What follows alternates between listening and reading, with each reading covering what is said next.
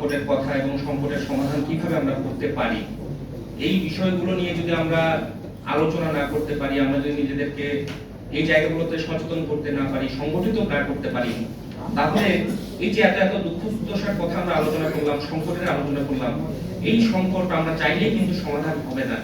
আপনারা শুনেছেন যে প্রতিবারই জীবন দিয়েছে গরিব মানুষরা, শ্রমজীবী মানুষরা, অথচ শ্রমজীবী মানুষরাই তাদের সংকট কখন দূর হয়নি।